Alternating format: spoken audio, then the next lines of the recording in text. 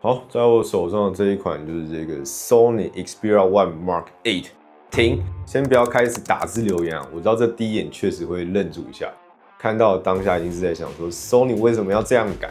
相信我，我的第一反应也是这样的，所以我当场拿到手机时呢，就询问 Sony 这背后的原因，究竟是单纯的外观变化，还是其实背后有其他的考量或者是进化？今天这部影片呢，我会聊 Sony 这个外观变化的原因，长焦是不是真的就突飞猛进，还有全新加入的 AI 拍摄体验啊，总共有7个关于 Sony Xperia One Mark 8你必须知道的事情，那我们就开始吧。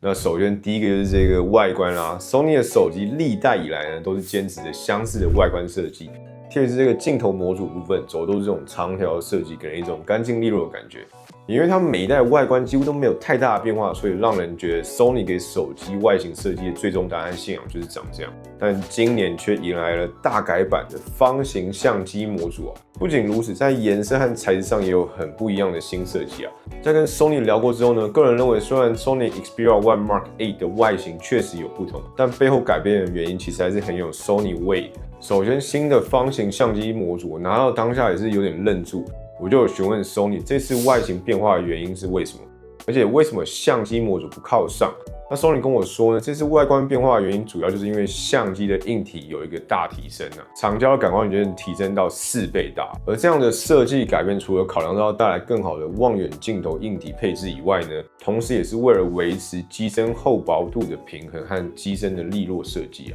然后一个优点是因为超广角镜头在最上方，目前这样的设计也可以避免你横式拿手机拍照时不小心拍到你的手指啊。总之，虽然说新的镜头外观设计可能需要习惯一下，但是加入了独特的全新机身设计啊，在整体的细节和质感上还是蛮有 Sony 独家的设计感。而且这次的相机表现也提前爆了一下，真的是很强啊！晚点会有实拍的片段，可以期待一下。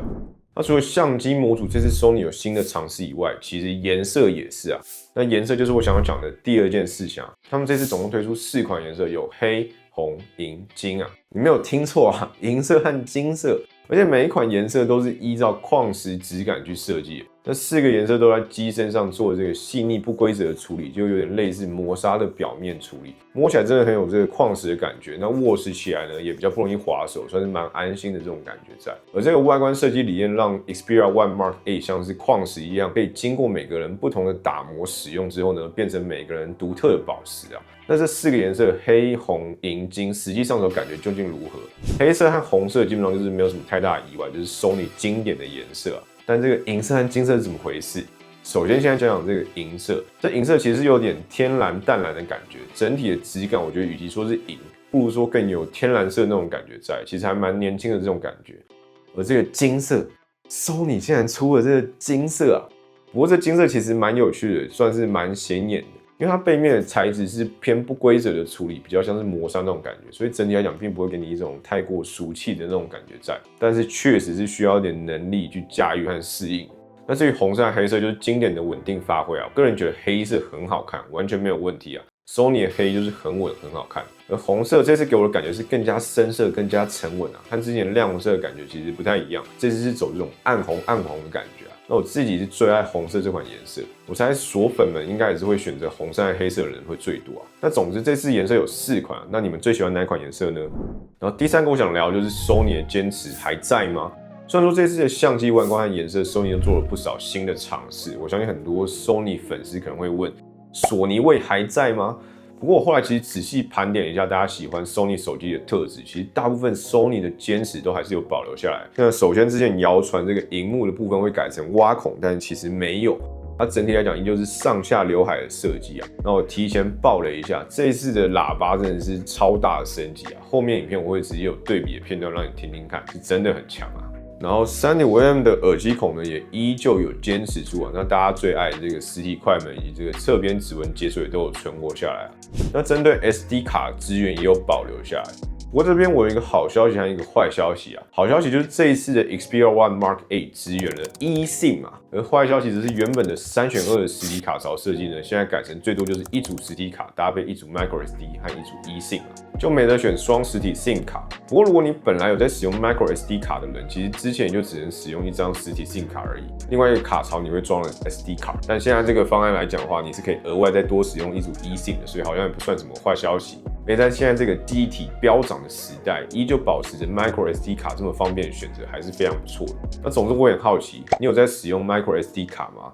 有的话，底下留言让我知道一下。然后讲完了外观Sony坚持的部分，第4点我想讨论就是这个摄影长焦进步的幅度有多少。因为这次的长焦感光元件真的变得超大，从3.5分之1寸变成了1.56分之1寸啊，感光元件整整大了4倍啊，超扯！所以我这边也直接实测了长焦的对比，我拿这个 Xperia One Mark 7呢对决这个 Xperia One Mark 8，来看看究竟差异有多少。那首先来看一下这个140mm 的这一组，样张不放大就可以感觉到长焦的进步是非常显著的，整个照片锐利许多啊。那放大之后呢 ，Xperia One Mark 8的新长焦优势更是明显。然后再来看一下这组70mm，这边稍微放大就看到说呢 ，Xperia One Mark 8的细节丰富很多啊，这个长焦的进步是真的非常显著。不过说虽然目前看起来这2组样张长焦都非常的猛，不过其实这一次的 Xperia One Mark 8在长焦上已经没有所谓的3.5倍到7.1倍的连续光学变焦这个功能了，所以我自己也有点担心说这中间的70mm到140mm的焦段会不会变软。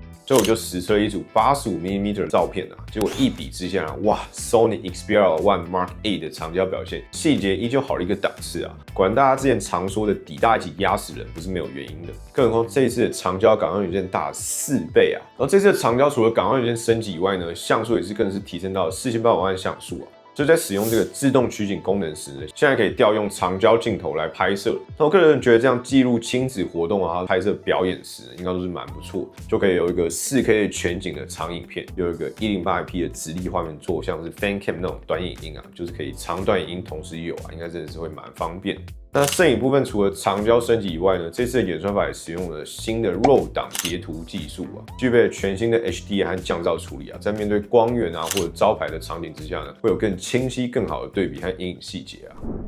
然后都2026年了，怎么可以没有 AI 呢？所以第5个我想聊的部分就是 AI 的部分。虽然说都是 AI， 但 Sony 对于 AI 的应用真的跟其他人是完全不一样，因为 Sony 还是有 Sony 的坚持啊，他希望可以维持你拍摄时的真实性。所以他们推出一个新的功能，叫做 AI 摄影助理啊，目的就是希望用 AI 来辅助你拍出更多拥有你个人风格的照片。在摄影时呢 ，AI 会及时分析场景、光线，给出4种风格建议啊。然后每个风格还不是单纯预设而已，你仔细点开就会发现，它其实有根据场景去微调亮度啊、色温、着色、对比和饱和度，就真的是根据当下的场景去现场计算。然后如果你喜欢这个照片的感觉的话呢，你可以点右上角的登录，就把这个摄影风格记录起来。之后你在摄影风格内就会有一组自定的预设可以进行选择。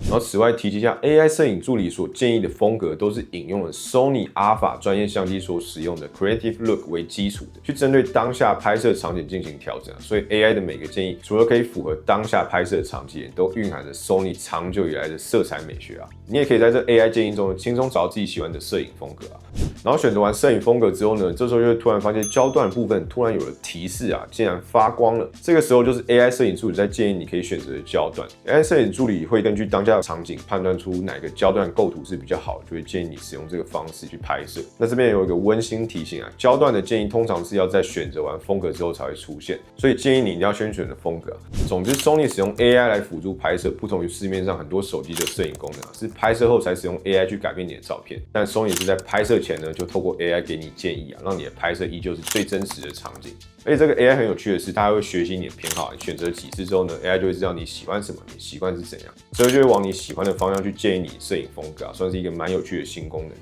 然后还有一点很值得一提的是，这次 Sony 的 AI 是本地端的 Edge AI 啊，不用联网也可以体验这个 Xperia Intelligence 驱动的 AI 摄影助理啊，这个还是非常不错的。那我自己使用下来呢，我觉得这一次 Sony 的 AI 摄影助理其实真的是蛮有趣的。你会有一种调教自己专属摄影助理的那种感觉在 ，AI 会逐渐学习你的喜好，那在焦段上进行建议，以及在色调和一些很细节像色温对比上帮你做调整啊。使用起来是真的觉得很有趣、很方便，让摄影变得更加简单啊。一般的日常场景也可以透过 AI 建议和自己的选择，让你在拍摄最真实的场景之下呢，依旧可以变化出不同的花样，就有一种选择变多、拍摄技巧升级的这种感觉在。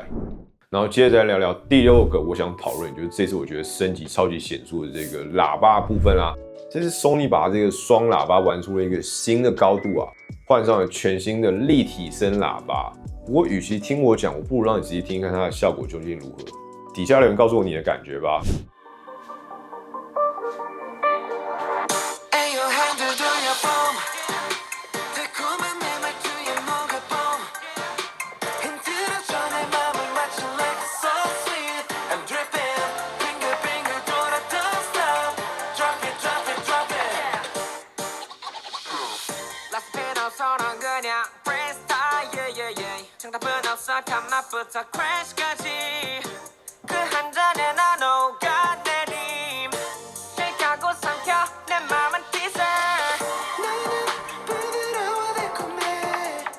然后这次的喇叭支援 High Res 和杜比全景声啊，整体我实际听下来觉得环绕感和包覆感真的是强很多啊。那针对高低音的量体感觉也更加的明显，而且我其实真的很惊讶这个喇叭可以再升级，因为之前的 Xperia One Mark 7的喇叭就已经很强了，这次竟然还有这种大升级啊，我觉得真的很厉害。然后这样的声音表现再搭配这个无挖孔的完整萤幕，再透过 Bravia 的核心技术 AI 演算法精准的还原颜色、细节、对比和亮度的这块萤幕。我个人觉得这样的影音体验其实是其他手机上很难获得，也让有女儿的我呢，这样爸爸每天在晚上睡前独自看影片，或者是在上厕所时独自滑手机的这个 me time 的过程中呢，整个观影体验是更加的舒服的。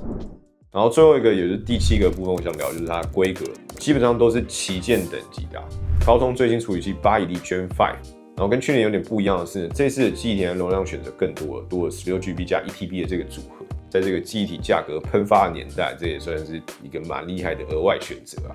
好了，差不多就是我这个 Sony Xperia One Mark 8的使用心得啊。这次这个新的外观啊、新的眼山、新的这个镜头设计，也代表 Sony 新的尝试。不知道锁粉们会喜欢这种尝试吗？那我个人觉得这个新的设计真的其实还是蛮有 Sony 的设计哲学啊，在提升更好的使用体验和效能的同时呢，也兼顾了本身的美感啊。再加上这一次的 AI 摄影助理以及全新的喇叭带来的影音体验，真的是蛮推荐你实际去上手玩看这个 Xperia One Mark 8。总之，底下留言告诉我你的想法吧。那我们就下一部影片再见啦，悄悄，拜拜。